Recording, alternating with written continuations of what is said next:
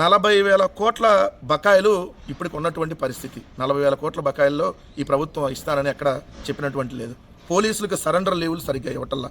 అలానే చూస్తే ఏపీజీఎల్ఐ కానీ, టీఏలు కానీ, మెడికల్ రియంబర్స్మెంట్లు కానీ, గ్రూప్ ఇన్సూరెన్స్లు కానీ, లోన్స్ కానీ ఇలా అన్నిటికీ బకాయిలు పెట్టారు. ఈ బడ్జెట్లో వాటికి ఇస్తామని చెప్పి ఎక్కడా కూడా పెట్టినటువంటి పరిస్థితి లేదు.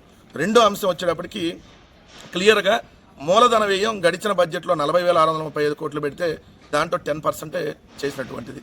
అలానే రెవెన్యూ లోటు గడిచిన బడ్జెట్లో 33,000 కోట్లు అయితే అది ఇప్పటికే 60,000 కోట్లు దాటిపోయింది. కానీ ఈ సంవత్సరం రెవెన్యూ లోటు తక్కువ అని చూపిస్తూ ఉన్నారు. అది ఎలా పాజిబుల్ అయింది? రెండోది, కేంద్ర పన్నుల నుంచి వచ్చేటటువంటి వాటాలు పోయినసారి రావాల్సినే పూర్తిగా రాలేదు. చాలా వరకు అంటే 60% కూడా రానటువంటి పరిస్థితి. కానీ ఈ సంవత్సరం ఇంకా కేంద్ర పన్నుల వాటాలు ఎక్కువ వస్తాయని చెప్పి మళ్ళీ పెట్టారు. అలానే చూస్తే సూపర్ 6 కీలకమైనటువంటి సూపర్ 6లో ఏదైతే నీకు 15,000 అనేటటువంటి పథకంలో 20 లక్షల మందికి ఆల్రెడీ కోత విధించారు. మొట్టమొదటి ఏడాది ఎవరికి కూడా ₹1 ఇచ్చినటువంటి లేదు.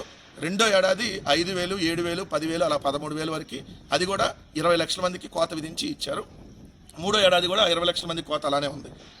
రెండు నీకు 18,000 పథకంలో ఈ ఏడాది కూడా గుండు సున్నా. 2024లో గుండు సున్నా అంటే ఆడబిడ్డ అనేది నీకు 18,000 పథకం.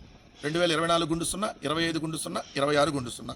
అలానే రైతు భరోసా నీకు 20,000 పథకంలో 2024లో గుండు సున్నా, 25లో 14,000 ఇస్తామన్నారు. అది కూడా 10,000 ఇచ్చినటువంటి పరిస్థితి. అది కూడా 7 లక్షల మంది రైతులకు కోత. ఇప్పుడు కూడా అలానే కోత విధించినటువంటి పరిస్థితి ఈ బడ్జెట్లో కూడా కనపడింది. అలానే నీకు 36,000 పథకంలో 2024 గుండు సున్నా, 25 గుండు సున్నా, 26 గుండు సున్నా.